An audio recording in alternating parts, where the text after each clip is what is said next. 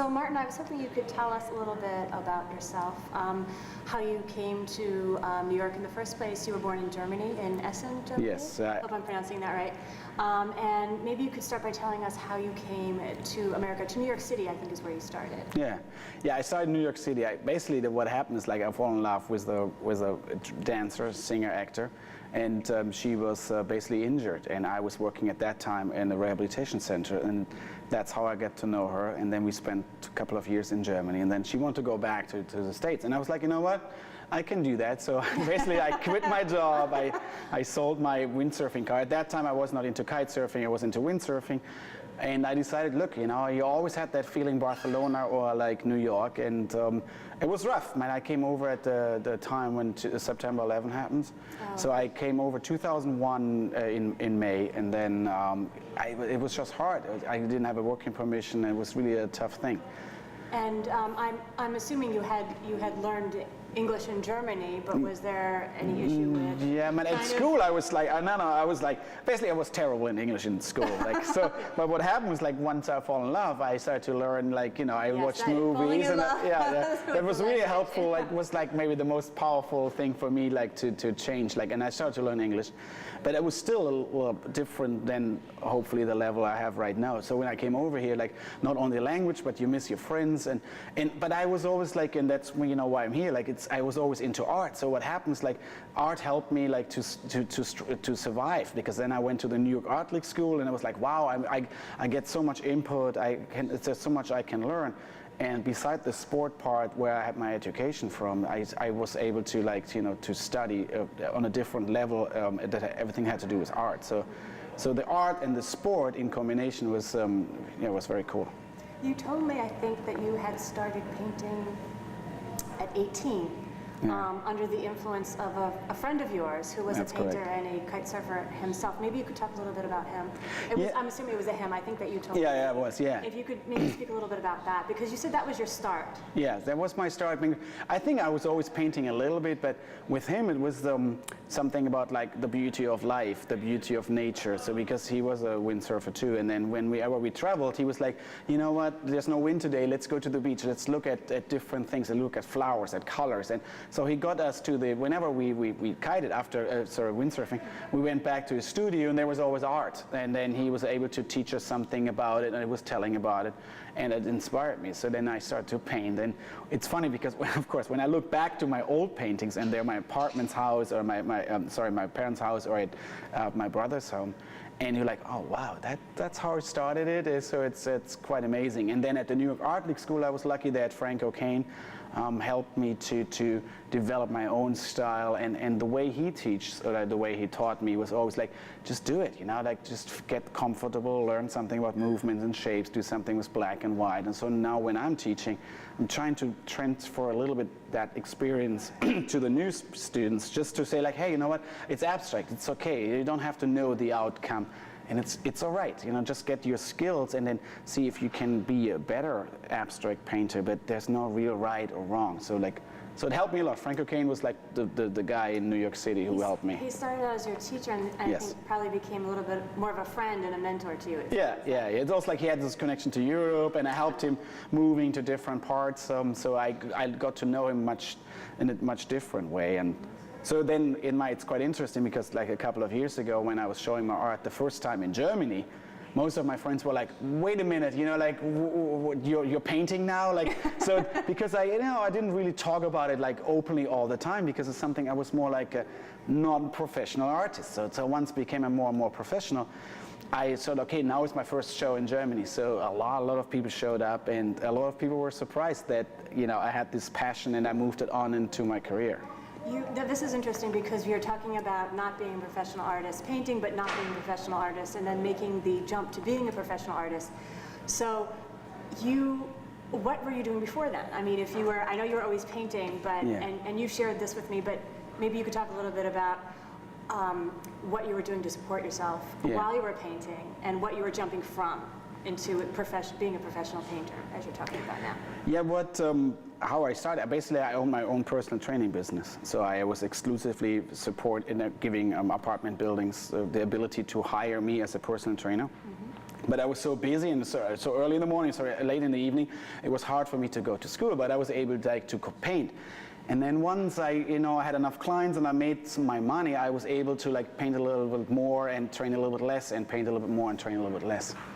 And that was, I think that was helpful to know that you have some financial background, because I think it's very difficult to support yourself as an artist. I mean, every artist will know that's very hard, and it takes just a long time. So for me to know that it's going to take a long time, a couple of like people told me, look, it's going to take some time in some galleries in Soho, and so I did a little research and just talked to them and said, hey, what does it take to become an artist?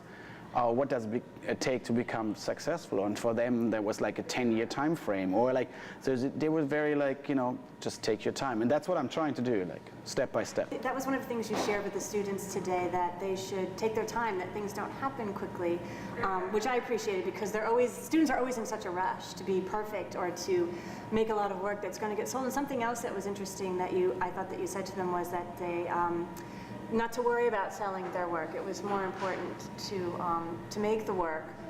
And then the other thing you talked about, maybe you can elaborate a little bit more on this, was that you felt it was very important for them to have other interests. I mean, you talk about your skiing and your love of nature and your love of reading, and maybe you could talk a little bit more about that and how that has played into your art and has supported your art as well. Yeah. Yeah, because I feel like when you're doing art, man, it's something that comes from the inside, man. So doing abstract art, it's not easy, because you have to open up your inside. You have to trust, and you have the instinct and trust yourself that what you're doing on canvas is something that's different than painting a tree or like a landscape or like a still life. And so for me, I think as more experience you get from traveling and believing in yourself and going through ups and downs, and also like the sports and the nature. So I think it all ends up to something where you trust yourself. So when you're doing the abstract art, that you're open to that you're open to like, express yourself the way you want. But it took me a little bit of time, but I think it's important for every artist to understand it's not going to be like, it's not going to be the direct outcome and you're like, okay, that now I'm going to be perfect in abstract painting. So I think as you grow as a person and as you get more and more information from the people before and around, then it's better your art is going to be. So that when I was trying to teach that too, like looking at the old artists, I try to learn from them because they went through the same thing. So I think every artist went through the same struggle. So you just have to see that it's okay to take your time and learn from all kind of sources. And this is something I want to ask you. And it has to do with what happened in this room today, because you ran a 2-hour workshop for the students, the results of which can kind of be seen behind you. And I wanted to know what you thought you learned today. I know that they learned a lot. No, I learned a lot too. And I sense that you were learning a lot too. And maybe you could just talk a little bit about what you might have learned. Yeah, man. What I thought, like when I started telling them, look, okay, you can start painting now. I was like, wow, they're very careful, so that people they might have.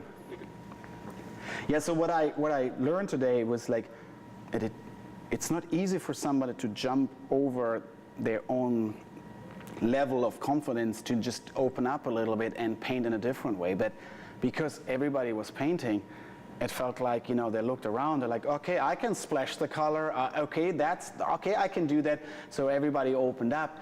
But I thought it was very nice. For me, like, it was a great experience to see that you have a chance to teach somebody to just be a little bit more loose and don't think that the outcome is already there. It's like, the outcome is going to be something that's going to happening when you do the process and when you approach the painting and you go around, you walk around. So it was nice to see how they changed a little bit the way they, I think about abstract art. So like hopefully like maybe they also go home and say like, you know what, yes, I can do it. I just have to practice a little bit. I picked up a couple of things and I heard that from some people like, oh, you know what, I'm gonna try to maybe to do it.